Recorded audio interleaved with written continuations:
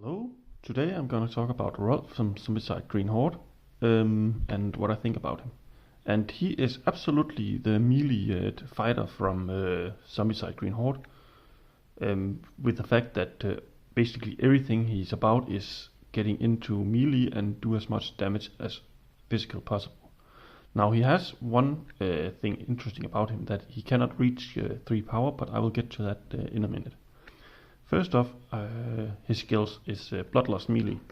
What it does is basically he's allowed to move up to 2 spaces and perform a free melee attack once per turn, making him easier to get into the fights. But of course, it's at the start of the game, it's going to make it easier to eliminate the small amount of zombies, and later games you don't need an action for moving and attacking if that's what you're planning with him. So he's definitely focusing a lot about getting into melee and swinging his weapon. So of course that makes him a little bit more greedy than some of the other characters that's focusing on moving. That he wants the weapon with the most amount of dice and damage threshold, which is also seen as his body weapon. But we'll get to that. Then in level orange, he will get either one free melee action, basically making him able to do an extra melee attack or something like that, or he gets jump, which is basically if there's a zombie in the way, he can just jump over them to get into the back line. Of course, I think I normally choose one free melee action because more attacks is just better, and getting into the back line has never been a problem to me. But now that I've gotten some range characters like these guys, oh no, that's that guy, this guy, who can actually hit from range,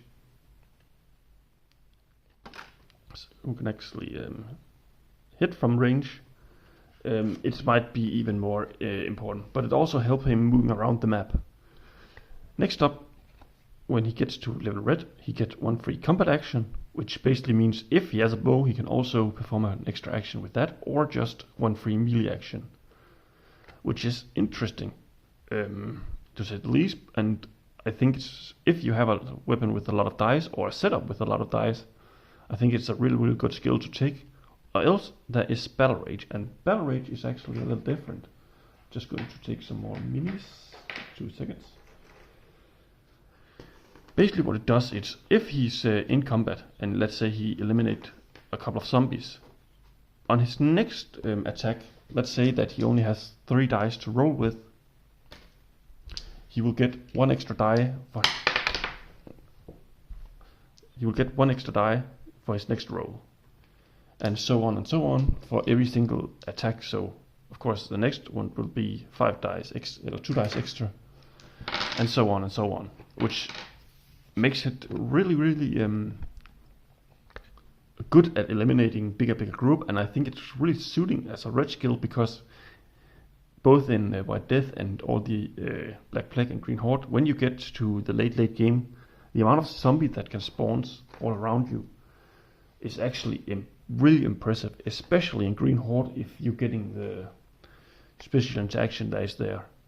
Or you can get the skill Shove, which is actually a pretty simple skill that allows you to disengage again. So let's say that you are stuck in a combat with an orc and you don't have any more actions. You can just use one action to shove it away, so you have a chance to get out of combat. And I think it's a really good skill to get out of combat, as I said, but also to manipulate the battlefield more than some of the other movement zombie skills, because you can be more safe this way. Now let's talk about his body slot. His weapon of choice is the Great Axe, which is one of, if not the strongest weapon, with a hit on 4 and 5 dices, and then eliminate on 2, meaning he can eliminate everything up to the brutes / fatties, who takes 2 to eliminate, but of course cannot eliminate A-bombs, who takes 3 to eliminate. So if he goes in, you need to make sure that either you can get him out again, or he can eliminate everything. So that's where I think Great Axe is really suited as a body weapon for him. If you don't have armor, because you want to increase the number of dies, and you normally does that with daggers, which adds 1 extra die to melee weapon equipped. So if he has an axe equipped, which is normally cannot be dual wielded, and like let's say 2 daggers or just 1 dagger, instead of 5 dices you get 6 dices or 7 dices, making him extremely dice good at hitting, just like going in and stringing wide this big axe around, and basically make sure that he's safe afterward. But of course, that also means that if you give this a body slot and have no armor, you need to have a backup plan to get him out.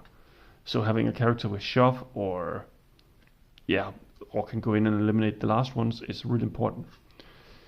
And you can even see his that he's basically made out like a barbarian, like no armor, only 2 weapons, which is none of his, one of his body slot weapons, which is actually interesting because I think everyone else up to this point has had their body slot weapon somewhere on their body, but where he's basically saying that he really wants a side weapon that can increase his dice, and then a big sword.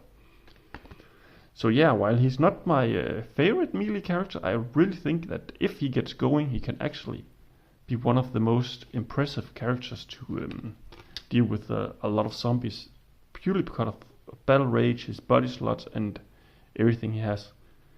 And his figurine I think is also pretty good made. Of course, you can see his dagger and have a big sword, and yeah, there's not too much to say about it. I think that's also why it's not one of my favorite. But yeah, that was Rolf from Zombicide. Let's see, Zombicide, and yeah, pretty cool character, and really one note focusing on doing one thing, but he does it really well. So yeah, have a nice day, and goodbye.